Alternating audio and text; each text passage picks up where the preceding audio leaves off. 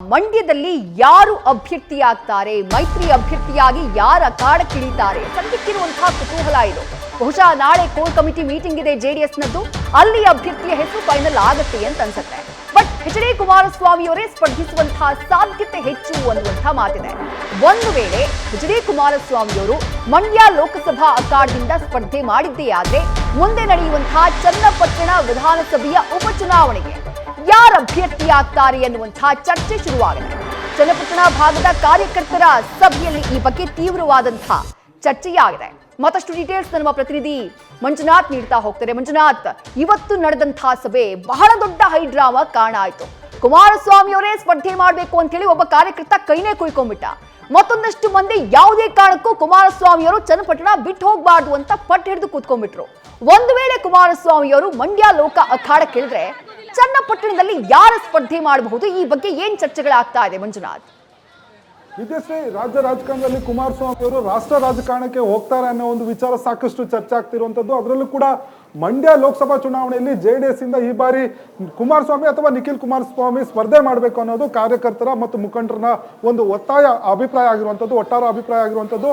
ಆದರೆ ಇಲ್ಲಿ ಯಾರು ಸ್ಪರ್ಧೆ ಮಾಡಬೇಕು ಅನ್ನೋದ್ರ ಬಗ್ಗೆ ಸಾಕಷ್ಟು ಚರ್ಚೆ ನಡೀತಾ ಇದೆ ಜೆಡಿಎಸ್ ಪಾಳ್ಯದಲ್ಲಿ. ನಿನ್ನೆ ಕೂಡ ಮಂಡ್ಯ ನಾಯಕರು ಒಂದಷ್ಟು ಜನ ಬಂದು ಕಾರ್ಯಕರ್ತರೆಲ್ಲರೂ ಕೂಡ ಕುಮಾರಸ್ವಾಮಿ ಅವರ ಮೇಲೆ ಒಂದಷ್ಟು ಒತ್ತಡ ಹೇರುವಂಥ ಕೆಲಸವನ್ನು ಮಾಡಿರುವಂಥದ್ದು. ಈ ಬಾರಿ ನೀವು ಲೋಕಸಭಾ ಚುನಾವಣೆಗೆ ಮಂಡ್ಯ ಕ್ಷೇತ್ರದಿಂದಲೇ ಸ್ಪರ್ಧೆ ಮಾಡಬೇಕು ಅನ್ನೋ ಒಂದು ಒತ್ತಾಯವನ್ನು ಮಾಡಿರುವಂಥದ್ದು. ಇನ್ನು ಬಿಜೆಪಿ ಜೆಡಿಎಸ್ ಮೈತ್ರಿ ಆದ ಬಳಿಕ ಕೇಂದ್ರದಲ್ಲಿ NDA ಒಂದು ಮೈತ್ರಿ ಪಕ್ಷವಾಗಿರುವಂಥ ಜೆಡಿಎಸ್ಗೆ ಒಂದು ಸಚಿವ ಸ್ಥಾನವನ್ನು ಕೊಡ್ತೇವೆ ಅನ್ನೋ ಮಾತನ್ನು ಕೂಡ ಹೇಳಿರುವಂಥದ್ದು. ಹೀಗಾಗಿ ಎಲ್ಲೋ ಒಂದು ಕಡೆ ಕುಮಾರಸ್ವಾಮಿ ಅವರು ಈ ಒಂದು ವಿಚಾರಕ್ಕೆ ಸಂಬಂಧಪಟ್ಟಂತೆ ತಲೆಯಲ್ಲಿ ಇಟ್ಕೊಂಡು ತಮ್ಮ ಪಕ್ಷವನ್ನು ಒಂದು ಉಳಿಸ್ಕೊಳ್ಳೋ ನಿಟ್ಟಿನಲ್ಲಿ ಕೇಂದ್ರ ಮತ್ತು ರಾಷ್ಟ್ರ ರಾಜಕಾರಣದ ಕಡೆ ಒಲವನ್ನು ಹೊಂದಿರುವಂಥದ್ದು. ಹೀಗಾಗಿ ಅವರು ಕೂಡ ಮಾನಸಿಕವಾಗಿ ಸಿದ್ಧರಿದ್ದಾರೆ ಅನ್ನೋ ಒಂದು ಮಾಹಿತಿ ಒಂದು ಲಭ್ಯ ಆಗಿರುವಂಥದ್ದು. ಅದರಲ್ಲೂ ಕೂಡ ಇವತ್ತು ನಡೆದಂಥ JDSನ ಚನ್ನಪಟ್ಟಣ ಕಾರ್ಯಕರ್ತರ ಒಂದು ಸಭೆಯಲ್ಲಿ ಈ ಒಂದು ವಿಚಾರ ಚರ್ಚೆ ಆಗಿರುವಂಥದ್ದು. ಪ್ರಮುಖವಾಗಿ ಈ ಒಂದು ಸಭೆ ಆರಂಭ ಆದ ಸಂದರ್ಭದಲ್ಲಿ ನೇರವಾಗಿ ಕುಮಾರಸ್ವಾಮಿ ಅವರು ಬಿಜೆಪಿ ಹೈಕಮಾಂಡ್ ತಿಳಿಸಿರುವಂಥ ಸಂದೇಶ, ಜೊತೆಗೆ ಮುಂದಿನ ದಿನಗಳಲ್ಲಿ JDS ಪಕ್ಷವನ್ನು ಉಳಿಸ್ಕೊಳ್ಬೇಕಾದ್ರೆ ಯಾವೆಲ್ಲ ಪ್ರಯತ್ನಗಳನ್ನು ಮಾಡಬೇಕು ಆ ನಿಟ್ಟಿನಲ್ಲಿ ನಾವು ಒಂದಷ್ಟು ಪ್ಲಾನ್ಗಳನ್ನು ರೂಪುರೇಷೆಗಳನ್ನು ಮಾಡ್ತಾ ಇದ್ದೇವೆ. ಹಾಗಾಗಿ ಈ ಬಾರಿ ಚನ್ನಪಟ್ಟಣದಲ್ಲಿ ನನಗೆ ಕೂಡ ಸಾಕಷ್ಟು ಸಹಕಾರ ಕೊಟ್ಟಿದ್ರಿ, ನಾನು ಮಂಡ್ಯದಿಂದ ಲೋಕಸಭೆ ಚುನಾವಣೆಗೆ ಸ್ಪರ್ಧೆ ಮಾಡ್ತೇನೆ, ಹಾಗಾಗಿ ನಿಮ್ಮನ್ನೆಲ್ಲರೂ ಕೂಡ ವಿಶ್ವಾಸಕ್ಕೆ ತೆಗೆದುಕೊಳ್ಬೇಕು, ತಾವೆಲ್ಲರೂ ಕೂಡ ತನಗೆ ಬೆಂಬಲವನ್ನು ಕೊಡಬೇಕು ಅನ್ನೋ ಒಂದು ಮನವಿಯನ್ನು ಮಾಡಿರುವಂಥದ್ದು. ಆದರೆ ಈ ಸಂದರ್ಭದಲ್ಲಿ JDSನ ಚನ್ನಪಟ್ಟಣ ಕಾರ್ಯಕರ್ತರು ಸಾಕಷ್ಟು ವಿರೋಧವನ್ನು ವ್ಯಕ್ತಪಡಿಸಿರುವಂಥದ್ದು. ತಾವು ಬರದೇ ಇದ್ದಂಥ ಸಂದರ್ಭದಲ್ಲೂ ಕೂಡ ನಾವು ನಿಮ್ಮ ಪರವಾಗಿ ಕ್ಯಾಂಪೇನ್ ಮಾಡಿ ಗೆಲ್ಲಿಸ್ಕೊಂಡು ಬಂದಿದ್ದೇವೆ, ಜೊತೆಗೆ ಏನು JDS ಸಂಕಷ್ಟದ ಇದ್ದಂಥ ಸಂದರ್ಭದಲ್ಲೂ ಕೂಡ ತಮ್ಮನ್ನು ಗೆಲ್ಲಿಸಿರುವಂಥ ಕ್ಷೇತ್ರ ಅದು ಚನ್ನಪಟ್ಟಣ. ಹಾಗಾಗಿ ತಾವು ಕ್ಷೇತ್ರದಲ್ಲಿ ಶಾಸಕರಾಗಿ ಉಳಿಬೇಕು, ಇಲ್ಲ ಅಂದರೆ ರಾಮನಗರ ರಾಜಕಾರಣದಲ್ಲಿ ನೀವು JDS ಪಕ್ಷ ಮರೆಯಾಗಲಿದೆ. ಯಾಕಂದರೆ ಈಗಾಗಲೇ ರಾಮನಗರವು ಕೂಡ ಸೋತಿದ್ದೀರಾ.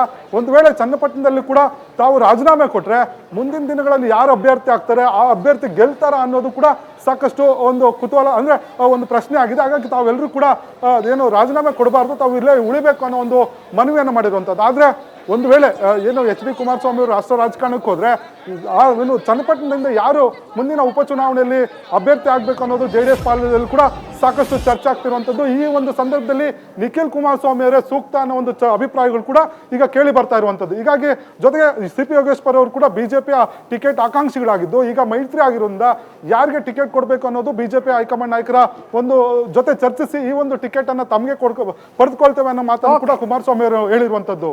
ವಿದ್ಯಾಶ್ರೀ, ಥ್ಯಾಂಕ್ ಯು ಮಂಜುನಾಥ್ ತಮ್ಮ ಡೀಟೇಲ್ಸ್ಗೆ. ನ್ಯೂಸ್ ಫಸ್ಟ್ ನಿರ್ಭೀತಿಯಿಂದ ನಿಮ್ಮ ಪರವಾಗಿ.